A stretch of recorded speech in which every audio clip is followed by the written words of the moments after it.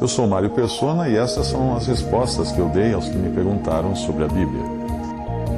Você andou lendo e ouvindo algumas coisas sobre congregar somente ao nome do Senhor, fora de denominações, fora de qualquer sistema humano, sem ser dirigido por homens, por líderes, mas simplesmente pelo Senhor e pelo seu Santo Espírito.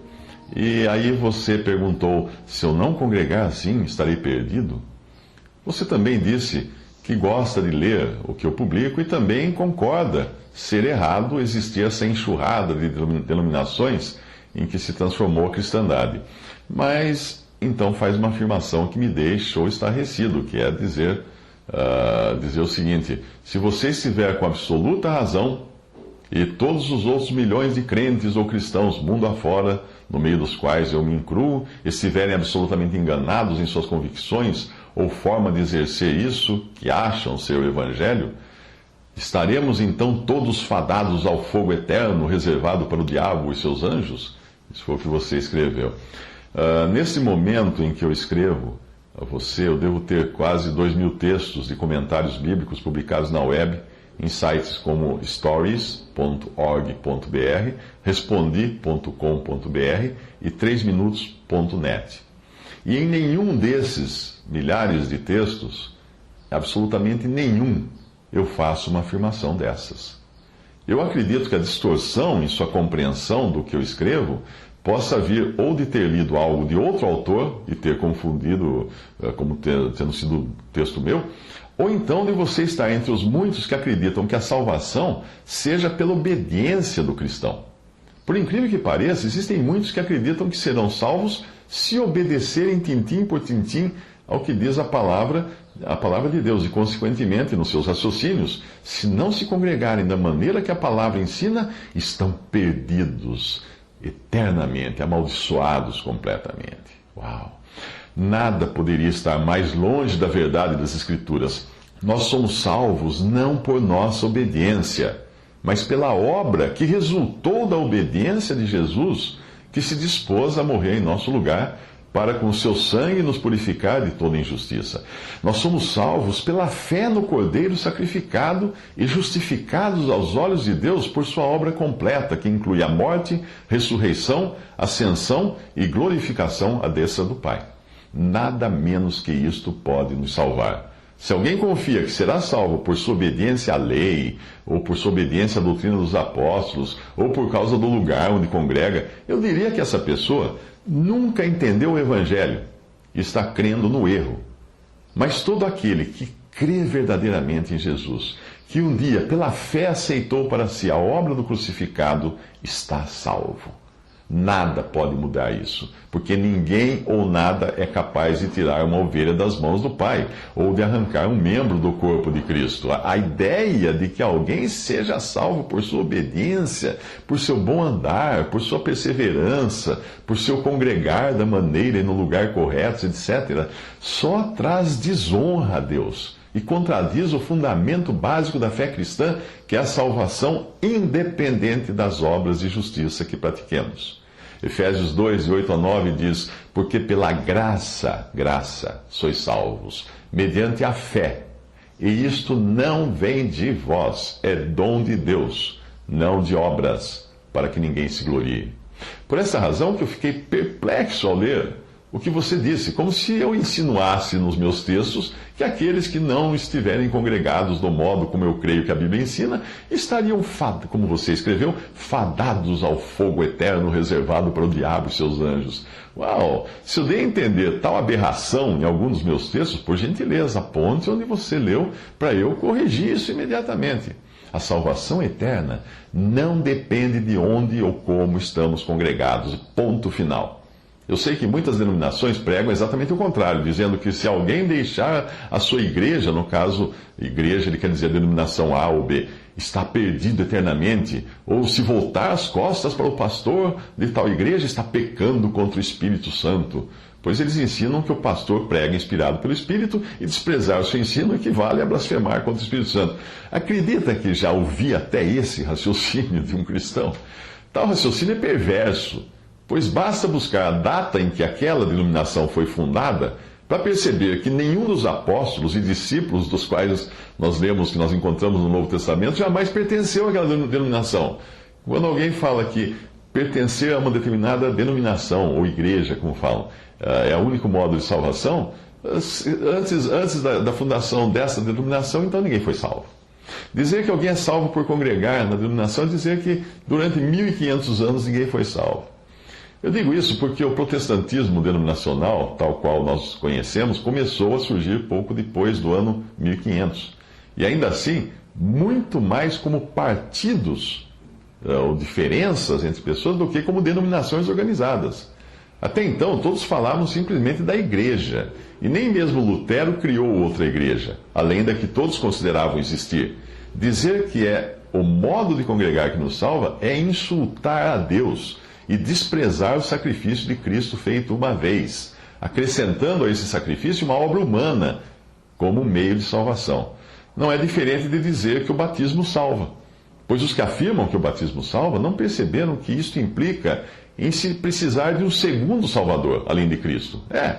Ou seja, a pessoa que batiza vai ser o segundo Salvador. Se faltar essa pessoa para batizar, a alma está perdida.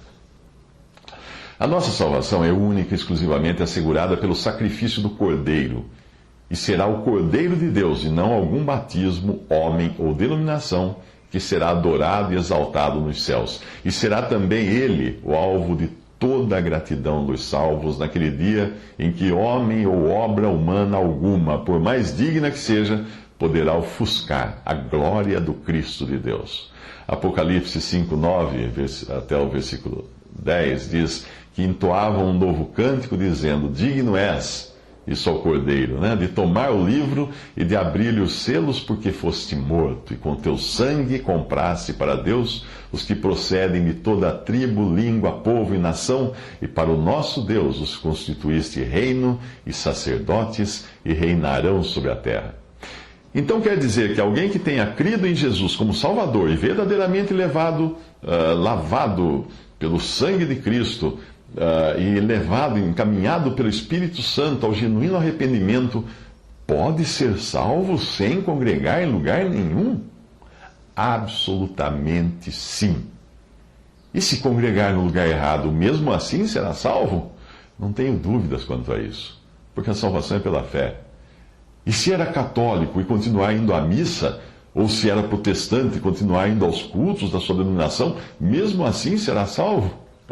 Ele será apenas um dos milhões de salvos genuínos que perdem muitos privilégios por estarem adorando no lugar errado e na maneira errada. Mas eu tenho certeza de que muitos deles são infinitamente mais piedosos do que eu e estão agradando ao Senhor muito mais do que eu em muitos aspectos de suas vidas, vivendo uma vida de piedade e comunhão com o Pai, da qual eu tenho até uma santa inveja de alguns.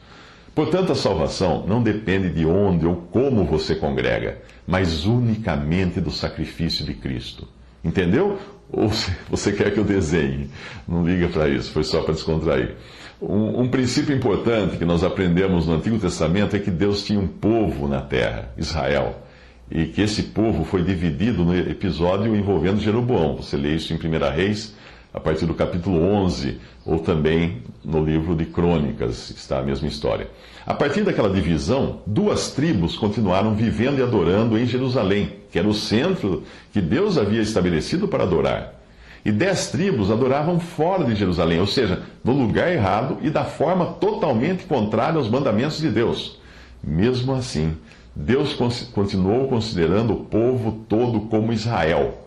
Embora para identificação, no texto das Escrituras, as 10 tribos passaram a ser chamadas de Israel e as 2 que estavam no lugar certo, de Judá.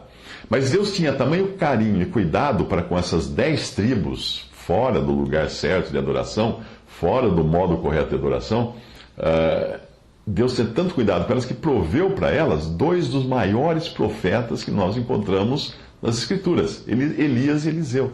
Eles profetizavam e ministravam no meio das 10 tribos. O ministério desses 2 profetas não era no lugar que Deus havia instituído para ser adorado, em Jerusalém, ou em Judá ali, mas fora dele.